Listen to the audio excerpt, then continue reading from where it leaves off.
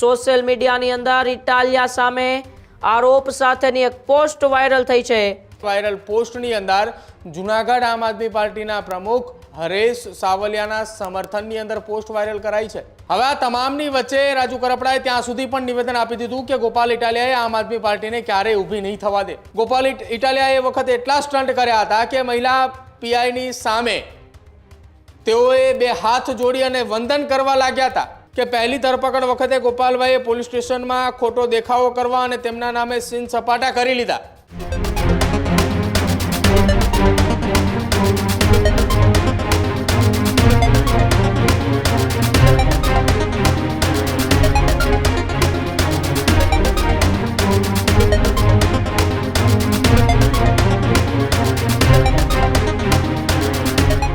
બુલેટિનની શરૂઆત કરીએ મહત્વપૂર્ણ સમાચારોની સાથે તો જૂનાગઢના વિસાવદરને લઈને સૌથી મોટા સમાચાર સામે આવી રહ્યા છે।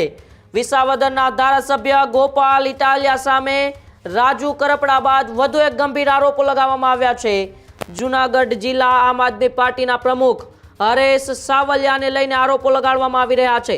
સોશિયલ મીડિયાની અંદર ઇટાલિયા સામે આરોપ સાથેની એક પોસ્ટ વાયરલ થઈ છે। વિસાવદર તાલુકા કોંગ્રેસની ટીમે આ પોસ્ટ વાયરલ કરી છે। રાજુ કરપડા અને પ્રવીણ રામ જેલ મુક્ત થયા। વાયરલ પોસ્ટમાં એવું કહેવામાં આવ્યું છે, શું હરેશ સાવલિયાને જેલમાં મોકલવા પાછળ ગોપાલ ઇટાલિયાનો હાથ છે? આવી વાત પણ વાયરલ પોસ્ટની અંદર કરવામાં આવી છે। 2 થી 3 વખત પાર્ટીએ હરેશ સાવલિયાની અવગણના પણ કરી છે।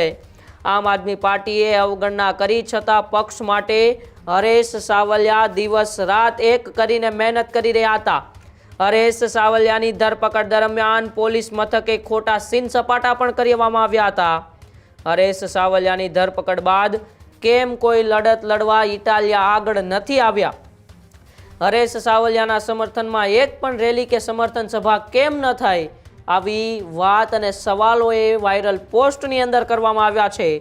ગોપાલ ઇટાલિયાના ભક્તોએ રાજનીતિ એક તરફ મૂકીને થોડું વિચારવા જેવું છે એવી વાત પણ વાયરલ પોસ્ટની અંદર થઈ છે। એટલે કે આમ તો અનેક વખત ગોપાલ ઇટાલિયાની વિરુદ્ધમાં વિસાવદરના એ સ્થાનિક લોકો પોસ્ટ વાયરલ કરતા હોય છે, વિડીયો વાયરલ કરતા હોય છે, પરંતુ એક હરીફ પાર્ટી એટલે કે તેમની હરીફ પાર્ટી તરીકે કોંગ્રેસે એક પોસ્ટ વાયરલ કરી। વિસાવદર તાલુકા કોંગ્રેસના પેજ ઉપર એક પોસ્ટ વાયરલ થઈ અને પોસ્ટથી હવે ખળભળાટ મચ્યો છે। મારી સાથે મારા સહયોગી પ્રદીપ જોડાયા છે।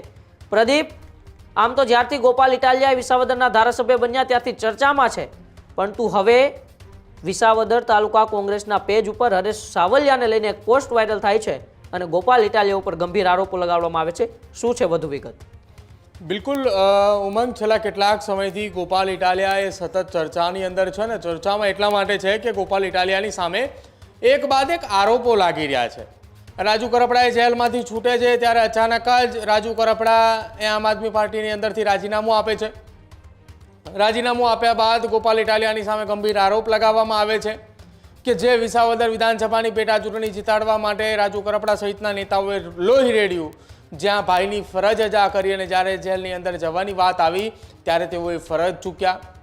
રાજુ કરપડાએ ગંભીર આરોપો એ લગાવ્યા છે કે કેન્દ્રના નેતૃત્વને સીધા સંપર્કમાં રહેવાની વાત કરવામાં આવી હતી, કેન્દ્રના એ નેતૃત્વને મિસગાઈડ કરવામાં આવ્યું। કરપડા એ ગંભીર આરોપ ગોપાલ ઇટાલિયાની સામે એક બાદ એક આરોપો લગાવ્યા। જો કે આરોપની વચ્ચે ગોપાલ ઇટાલિયાએ પણ રાજુ કરપડાની સામે આરોપ લગાવ્યા। હવે આ તમામની વચ્ચે રાજુ કરપડાએ ત્યાં સુધી પણ નિવેદન આપી દીધું કે ગોપાલ ઇટાલિયાએ આમ આદમી પાર્ટીને ક્યારેય ઊભી નહીં થવા દે અને આ નિવેદન આપતાની સાથે જ આમ આદમી પાર્ટીના જેટલા પણ નેતાઓ છે એ સીધા જ રાજુ કરપડાના સામે નિવેદનો આપવાની શરૂઆત કરવામાં આવી।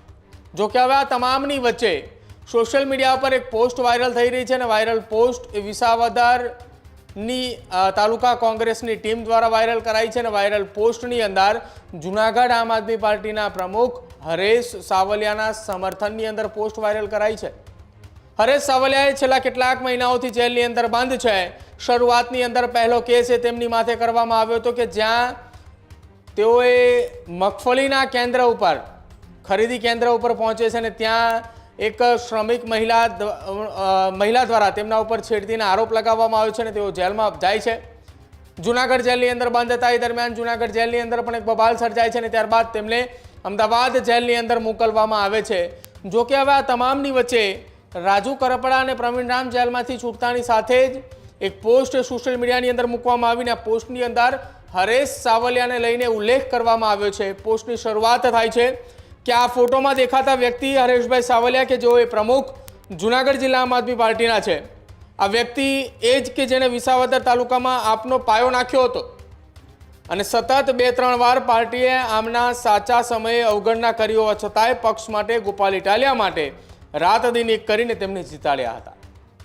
હરેશ સાવલિયાના નામનો ઉલ્લેખ કરવામાં આવ્યો છે અને સાથે જ કહ્યું છે છેલ્લા ઘણા સમયથી તેમના પર એક કેસમાં એ અત્યારે કોર્ટની અંદર ચાલી રહ્યો છે. એમને થોડા સમય પહેલાં પાસા જેવા ગંભીર ગુનામાં સાબરમતી જેલમાં મોકલવામાં આવ્યા. પણ ખરેખર હવે આપના કાર્યકર્તાઓ અને લોકોના મનમાં એક સવાલ ઉઠી રહ્યો છે અને સવાલ શું છે? સવાલ પણ આ પોસ્ટની અંદર હાઇલાઇટ કરવામાં આવ્યો છે. સવાલ લખ્યો છે કે પહેલી ધરપકડ વખતે ગોપાલભાઈએ પોલીસ સ્ટેશનમાં ખોટો દેખાવો કરવા અને તેમના નામે સીન સપાટા કરી લીધા. જ્યારે હરેશ સાવલિયા અને તેના સાથી 2 મિત્રોની ધરપકડ કરવામાં આવી એ દરમિયાન ગોપાલ ઇટાલિયા આમ આદમી પાર્ટીના કાર્યકર્તાઓ અને તેમની ફોજ લઈને પહોંચે છે. શું એમને ખોટો ગંભીર ગુનો કર્યો છે, કયા પ્રકારનો ગુનો કર્યો છે, તેઓ સામે ચાલીને જેલ પોલીસ સ્ટેશને હાજર થયા છે. ગોપાલ ઇટાલિયાએ એ વખતે એટલા સ્ટન્ટ કર્યા હતા કે મહિલા પીઆઈની સામે તેઓએ 2 હાથ જોડી અને વંદન કરવા લાગ્યા હતા કે એમને શું ખોટો ગુનો કર્યો છે, સાબિત કરી બતાવો એમ. અને હવે ત્યારબાદ આ પોસ્ટની અંદર લખ્યું છે જ્યારે હરેશભાઈને સાચી લડતની વાત આવી તો ગોપાલભાઈએ એક પણ આંદોલન કે હરેશભાઈને છોડાવવા માટે સમર્થન કે રેલી કે સભા નથી કરી. અને સાથે જ કહ્યું છે આનું કારણ શું હોઈ શકે એ પણ જવાબ એ હવે માંગી રહ્યા છે. સાથે જ હરેશ સાવલિયાને જેલમાં મોકલવા પાછળ પણ શું ગોપાલ ઇટાલિયાનો હાથ છે? આ પ્રકારના ગંભીર સવાલો પૂછવા માટે એ સવાલો એ હવે ગોપાલ ઇટાલિયાની સામે ઊભા થઈ રહ્યા છે. ગોપાલભાઈ અને તેમના ભક્તોએ થોડું રાજકારણ એક બાજુ મૂકી અને આ વ્યક્તિનું વિચારો કે જેણે તમારા માટે આટલી મહેનત કરી અને બદલામાં તેમના માટે કાંઈ જ નથી કરી રહ્યા.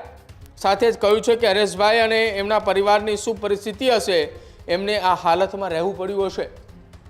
વારંવાર ગોપાલ ઇટાલિયાની સામે એ સવાલો ઉઠી રહ્યા છે કે શું હવે એ ગોપાલ ઇટાલિયાએ જે રાજુ કરપડાએ સવાલો ઉઠાવ્યા કે જેલમાં મોકલવા પાછળનું કાવતરું ષડયંત્ર એ ગોપાલ ઇટાલિયાનું છે, એ પ્રકારે હવે સવાલો ઉઠી રહ્યા છે કે હરેશ સાવલિયા કે જેઓ જુનાગઢ જિલ્લા આમ આદમી પાર્ટીના પ્રમુખ છે તેઓને પણ જેલમાં મોકલવા પાછળ ગોપાલ ઇટાલિયાનો હાથ છે.